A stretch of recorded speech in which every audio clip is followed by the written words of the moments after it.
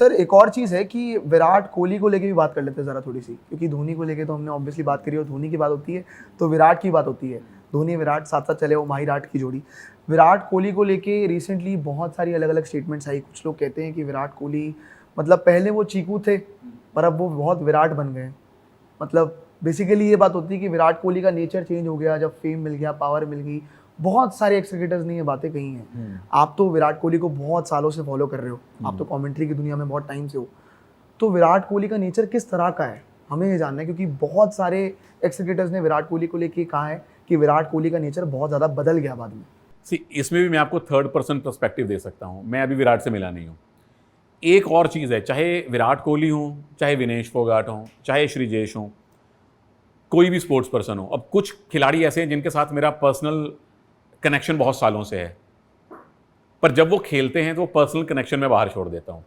विराट के साथ मेरा पर्सनल कनेक्शन है नहीं, थर्ड पर्सन कनेक्शन है। जिनके साथ फर्स्ट पर्सन कनेक्शन है भी, वो मैं कमेंट्री बॉक्स से बाहर रखता हूँ। अब वो चाहे कोई एक प्लेयर खेल के बाहर किसी पॉलिटिकल रीजन से खबरों में हो, चाहे कोई दूसरा प्लेयर अपने बिहेवियर के करके खबरों में हो। मैंने घोड़े की तरह वो ब्लिंकर्स पहने हुए हैं कि जब उसने इंडिया की जर्सी पहनी तब क्या किया, जब उसने आरसीबी की, पंजाब किंग्स की, पटना पायरेट्स की, बेंगलुरु बुल्स की जर्सी पहनी तो उसने क्या किया। मैं उसकी अचीवमेंट को सेलिब्रेट करूंगा। अगर अर्जुन बबूता का मेडल नहीं आया, वो 4th प्लेस फिनिश किया, अगर मनु भाकर ने 2 ब्रॉन्ज लिए और तीसरे ब्रॉन्ज से चूक गई, मैं हर बार उनको सेलिब्रेट करूंगा। बिहेवियर उनका किसके साथ कैसा है, लेट्स लीव दैट, क्योंकि वो ना मेरा फर्स्ट पर्सन अकाउंट है ना आपका फर्स्ट पर्सन अकाउंट है। और अगर किसी के साथ बिहेवियर चेंज हुआ है तो उसके इतने पर्सपेक्टिव, इतने एस्पेक्ट बन जाएंगे जो हमें मालूम ही नहीं है। वो फिर दोनों को बिठा के बात करवानी पड़ेगी, नहीं तो हम सिर्फ कयास लगा रहे हैं बैठ के। मेरा जो कनेक्शन विराट कोहली के साथ सिर्फ इतना है कि पिछले 2 सीजन में जियो सिनेमा के मेरे दोस्तों ने मेरे पंजाबी कमेंट्री के क्लिप उनको सुनाए थे और वो इंजॉय कर रहे थे, वो हंस रहे थे। उसके लिए विराट कोहली का थैंक यू है, क्योंकि वो दिल से पंजाबी हैं, वो पंजाबी इंजॉय करते हैं।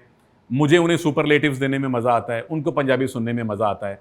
मेरा ये कनेक्शन है और मैंने वो बड़ा एंजॉय किया है। नहीं, विराट कोहली ऑब्वियसली जिस हिसाब से आपने बताया भी, हमने देखी थी वो कमेंट्री क्लिप जहाँ पे विराट कोहली बड़ा एंजॉय कर रहे थे उस क्लिप को, क्योंकि पंजाबी कमेंट्री हमने देखी कि इंट्रोड्यूस जब हुई तो बहुत ही फेमस हो गई, लोगों ने बहुत एंजॉय करना शुरू कर दिया। बट सर, विराट कोहली, रोहित शर्मा, आखिरी T20 वर्ल्ड कप जो आपका हुआ, T20 वर्ल्ड कप 2024, आखिरकार ट्रॉफी उठा ही ली। बट अब ना कंपैरिजन भी हो रहे हैं, क्योंकि ना आप याद करें कि विराट कोहली की जो एक नॉक थी, जो 82 नॉट आउट वर्सेस पाकिस्तान, और फिर अब अगर बात कर लें कि इस वर्ल्ड कप के अंदर जो रोहित शर्मा ने आपका खेली ऑस्ट्रेलिया के अगेंस्ट 92 की पारी, आपके लिए दोनों में से कौन सी ज्यादा बड़ी इनिंग्स है, विराट का 82 या रोहित का 92? कोई बड़ा नहीं है यार, ये एक चीज़, मतलब अब आप विराट रोहित जनरेशन के लोग हो, मैं सचिन और अजहर की जनरेशन का इंसान हूँ। और जब हम तब अखबार पढ़ते थे, मैगजीन्स पढ़ते थे, उसमें तुलना होती थी सचिन और गावस्कर साहब की।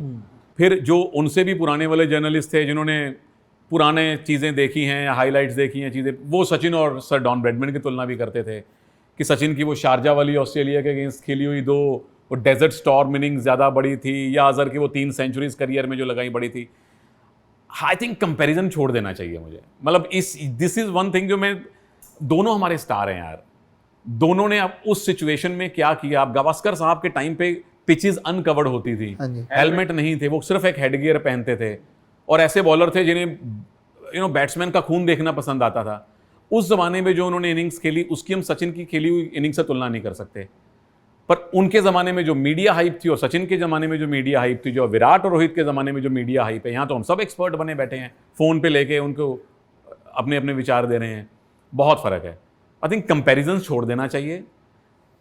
हमें एज अ फैन, मुझे एज अ कमेंटेटर, हमें सेलिब्रेट करना चाहिए अपने खिलाड़ियों को, रादर देन मीन मेक निकालने के। यार ऐसा इसने, इसकी इनिंग बड़ी, इसकी इनिंग छोटी, इसने ऐसा क्यों कहा। हम बहुत ज़्यादा डीप चले जाते हैं। Let's celebrate their achievements. Sports क्या सिखाता है हमें? 2 चीज़ें सिखाता है। एक है सेलिब्रेशन। विनेश का मेडल नहीं आया, 1.5 दिन तक सारे देश के सांस रुके रहे, हमारे हलक से नीचे खाना नहीं जा रहा था, कमेंट्री करने में मज़ा नहीं आ रहा था। जब अगले दिन हॉकी का मेडल आया, जज्बात बदल गए। स्पोर्ट्स हमें सेलिब्रेशन सिखाता है, सेलिब्रेट करो लाइफ को। 82 एशियन गेम्स के फाइनल में पाकिस्तान ने हमें हॉकी में हराया था, वो बड़ा फेमस वो फाइनल हुआ था। अगले साल हमने क्रिकेट का वर्ल्ड कप जीत लिया। नेशन ने सेलिब्रेट किया। क्रिकेट हमें सेलिब्रेशन सिखाता है। नंबर 2, स्पोर्ट्स हमें सेलिब्रेशन सिखाता है। नंबर 2, स्पोर्ट्स हमें यह सिखाता है कि हर एक सेटबैक के बाद एक कमबैक होगा, चाहे वो स्पोर्ट्स है, चाहे वो पर्सनल लाइफ है। आपकी लाइफ, मेरी लाइफ, आपकी लाइफ, हम सब ने सेटबैक देखे हैं और हम सब ने बाउंस बैक किया है। तो ये चीज़ें हम स्पोर्ट्स से सीखें और उनको सेलिब्रेट करें, रादर दैन बहुत डीप जाने के। मैं हमेशा से यही करता हूँ।